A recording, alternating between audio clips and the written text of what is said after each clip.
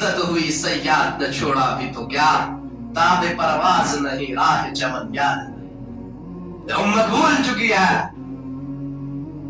कि मरना भी है, जन्नत भी है, जहन्नम भी है। हाँ, एक सहाबी है हज़रत रज़ी अल्लाह तआला अन्हु, अगर हमने मौत को बुला दिया हमारा अंजाम बहुत बुरा हो सकता है। जो हमारे सामने हालात है उस हिसाब से हर कदम पे हमें अल्लाह भूल रहा है, उसका नबी उसको हम भुला रहे, हर कदम पे उसके तरीकों को छोड़ रहे। हाँ, अल्लाह के सामने सुरखरू होकर पेश हो जाओ। जब कब्र में उतारा जाए, मुबारक किया जाए, इस्तेक़बाल किया जाए, ऐसा ना हो कि जैसे मुजरिम को पकड़ा जाता है इस तरह कब्र में पकड़ा जाए, हथकड़ियां और बेड़ियां लगाई जाए कि चल तू मुजरिम है, तूने तरीका मोहम्मदुर रसूलुल्लाह को तार-तार कर दिया, तूने अल्लाह के अहकाम को छोड़ दिया, चल तूने फातिमा की बेटी तो उम्मे कुलसुम ज़ैनब रुकैया की बेटी थी, आयशा सिद्दीका की बेटी, तूने उनके तरीकों को तार-तार कर दिया। आज तुझे बताया जाता था, कब्र का अज़ाब सुनाया जाता। हाँ, इस तरह से अल्लाह के सामने खड़े हो कि अल्लाह भी खुश होता हो। एक सहाबी अनसार रज़ी अल्लाह तआला, ये काले थे, इनकी माँ हबशा की थी और ये माँ के मुशावत पर थी, इन्हें कोई रिश्ता नहीं देता। जिस तरह हमारे यहाँ रंग और नस्ल नहीं देखा जाता है, हमारे यहाँ स्टेटस देखा जाता है, हमारे यहाँ बैंक बैलेंस देखा जाता है, हमारे यहाँ गाड़ियां देखी जाती है, फ्रिज देखा जाता है, गेट देखा जाता है कि गेट के अंदर गाड़ी जाती है नहीं जाती है। हाँ, ये नहीं देखा जाता इसको कलमा भी याद है कि नहीं याद है, ये नहीं देखा जाता ये मेरा अदब करे कि नहीं। हमने शरीयत को पैसों पे तोला, शरीयत को हाँ गाड़ी बंगले के साथ तोला, अल्लाह ने हमें जलील कर दी और हमारी वजह से गरीब तबके के लोग पिस रहे हैं, जो ये चीजें देख रहे हैं। गरीबों की बच्चियां घरों के अंदर, हाँ 70 साल उम्र बीत जाती है, 40 साल उम्र बीत रही है, लेकिन बाप के पास इतनी दौलत नहीं है वो अपनी बेटी के हाथ पीले करके उसको विदा। हाँ, वहां ये नहीं देखा जाता, वो काले थे तो आप सल्लल्लाहु अलैहि वसल्लम ने एक शख्स से कहा, आपने कहा साथ जाओ उसको कहो कि मुझे अपनी बेटी निकाह में दे दी। हाँ, लेकिन जिनसे कहा वो गोरे चिट्टे सफेद। जब दरवाजे से आवाज दी, कहा कौन? कहा मैं साथ।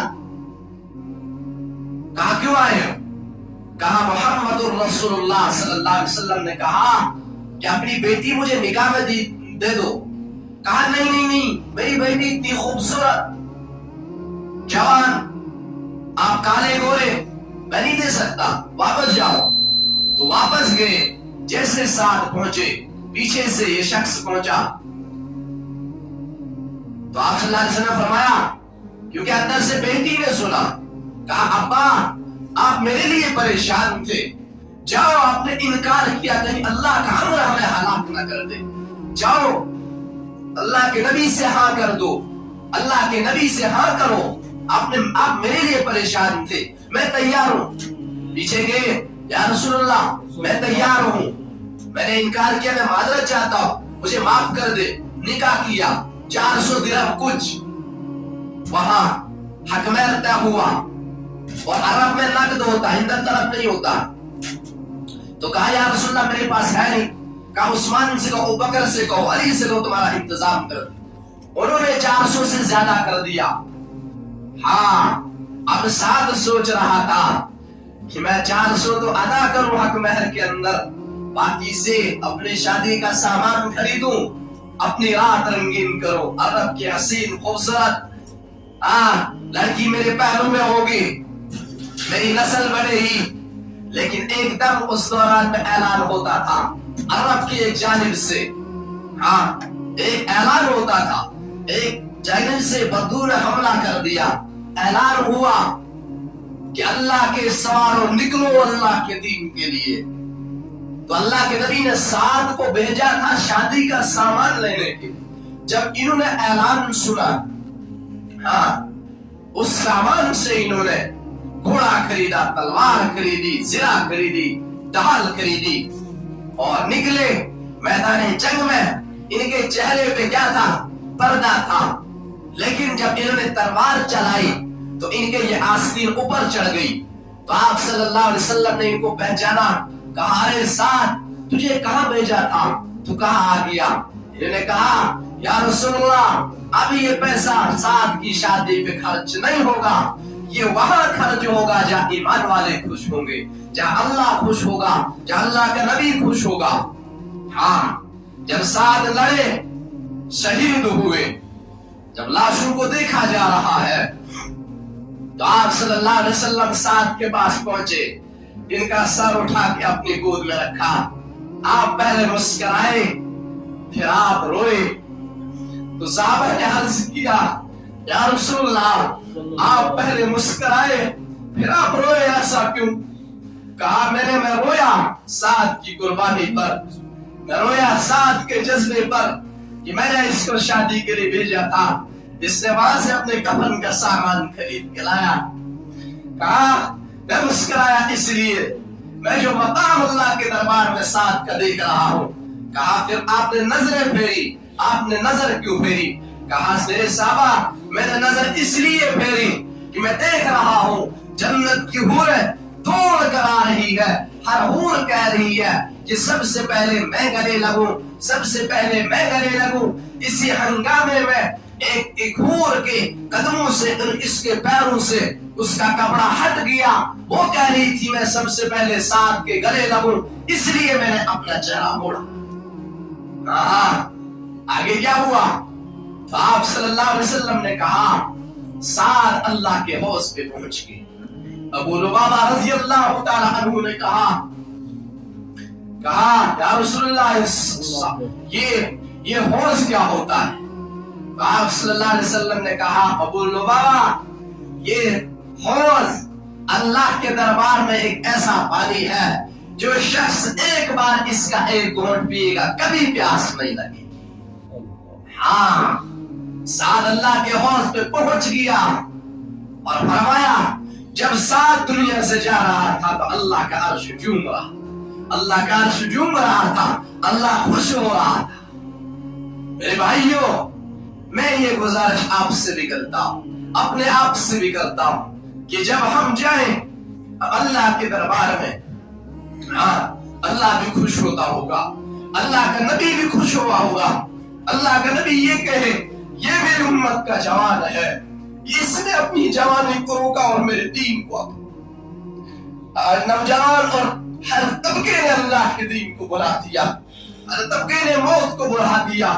سب اپنی تیاری میں لگ گئے، پیسے کمانے میں لگ گئے، بینک بیلنس بڑھانے میں لگ گئے، لیکن اللہ کا دین یتیم ہو رہا ہے، اللہ کا دین ذبح ہو رہا ہے صرف اس بات پر کہ مجھے اچھی لائف چاہیے، مجھے اچھی زندگی چاہیے. لیکن کچھ ایسے بھی ہیں جو اپنی نیندوں کو قربان کر کے اللہ کے گھر کے اندر باجماعت نماز ادا کرتے. ہاں اگر کوئی آ بھی جاتا، ہم نے خود بھی کاٹا جوانوں کو.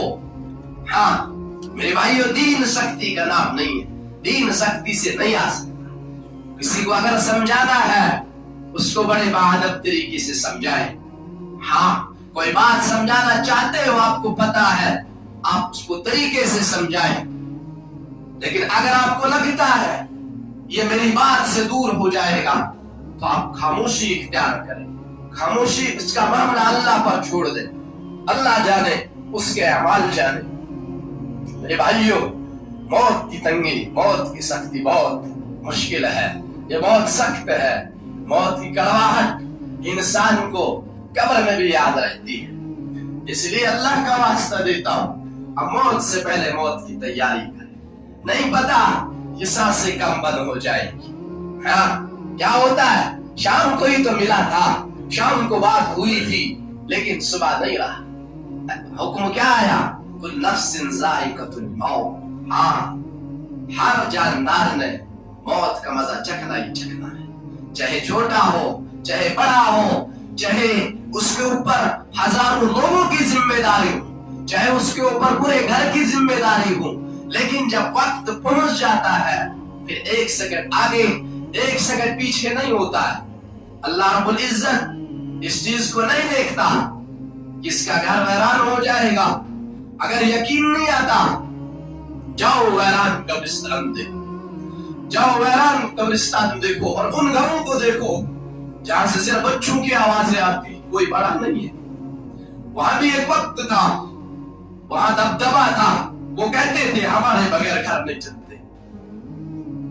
لیکن اگر ہم نے اللہ کو راضی نہیں کیا پھر ہم اسی حالت میں قبر میں اتر گئے، میرے بھائیوں ہمارا انجام پھر ہم خود سوچے کیا ہو.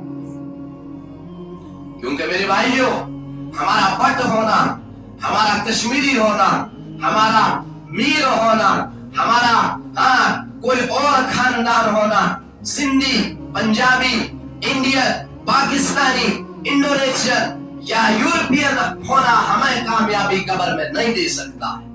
آپ کسی خاندان سے تعلق رکھتے ہو کوئی کامیابی نہیں دے گا جب تک نہ ٹھپا ہوگا محمد رسول اللہ صلی اللہ علیہ وسلم کا. موت کی تیاری ہے، موت کی تیاری کے لیے اب آگے مہینہ آ رہا ہے، رمضان کا مہینہ آ رہا ہے، اس میں اللہ کو راضی کرو. آج سے اپنے کاموں سے فارغ ہو جاؤ، اپنے کام کو کم کرو، اپنے اعمال کو بڑھاؤ. ہاں میں تو کہتا ہوں اپنی ڈیوٹی کا وقت بھی تھوڑا کم کرو. ایک مہینے کے اندر بند ہو جاؤ، گانے نہیں سنو، قرآن سنو، دین کی بات سنو، غیبت نہیں سنو. ایسا مہینہ بناؤ اس کو کہ ساری عمر کے اوپر یہ ایک مہینہ، ساری عمر کے گناہوں کے اوپر یہ ایک مہینہ پانی پھیر دے، سب گناہوں کو جلا دے. ایسا مہینہ بناؤ. میں کالج والوں سے بھی گزارش کرتا کہ اپنے بچوں کا کام کم کرے، ان کو رمضان کی تیاری کرنے دے. ہم مسلمان ہیں، یہ مہینہ ہمارے لیے برکت لے کر آئے گا، مشکلاتوں کو آسانی لے کر آئے گا، غموں کو دور کرنے کا ذریعہ لے کر آئے گا. ہاں اپنے گھروں میں ماحول بناؤ، ترغیب دو کہ رمضان آ رہا ہے، اس کے لیے کیا تیاری ہے. نوجوانوں سے کہتا ہوں اپنے دوستوں کو تیار کرو، اپنے دوستوں کو بڑے بہادر طریقے سے، بھائی کیسی تیاری جا رہی ہے، رمضان آ رہا ہے، کیا سوچا ہے. ہاں اس لیے اللہ نے یہ مہینہ نصیب فرمایا. کتنے پچھلے سال ہمارے ساتھ تھے، انہوں نے بھی دل میں تمنا کی تھی اللہ یہ رمضان نصیب ہو، لیکن نہیں ہوا. میں آپ خوش قسمت ہے، اللہ کی قسم خوش قسمت ہے ہم لوگ، ہمیں رمضان کا مہینہ مل رہا. یہ شعبان اسی کی تیاری. اپنے اعمال کو بڑھانے کی کوشش کرو، قرآن پڑھو، نوافل پڑھو، تہجد کی عادت ڈالو، فجر میں اٹھ پاؤ گے. ہاں تکبیر اولیٰ کے ساتھ نماز پڑھنے کی کوشش کرو. میں بڑا خوش ہوتا ہوں، میں نام نہیں لوں گا، کئی نوجوانوں کو میں دیکھتا ہوں، کئی والدین کو دیکھتا ہوں جو اپنے ساتھ اپنی اولاد کو لے کر آتے ہیں، نماز ادا کرتے ہیں. ہاں اور وہ بھی فجر کی نماز. فجر کی نماز کے اوپر بہت مشکل ہوتا ہر کسی کے، لیکن جو اٹھ کر ان پردوں کو کھول دے، اٹھا دے بسترے کو، اور اللہ اس کا نہ ہو جائے پھر کس کا ہو؟ سوال ہی پیدا نہیں. ہاں سب ایک جیسے نہیں ہوتے. ہاں میں کسی پہ تنقید نہیں کرتا، میں سب کے سامنے ہاتھ جوڑتا ہوں، پیر پڑتا ہوں اللہ کا واسطہ. نمازوں کے لیے اپنے وقت کو فارغ کرو، رمضان کے لیے اپنے وقت کو فارغ کرو. ہاں اپنے کام کو کم کرو اور اللہ کے گھروں کو آباد کرو. اس لیے میرے بھائیوں ہم سب توبہ کریں، ہم سب توبہ کرتے ہیں نا بھائی؟ انشاءاللہ.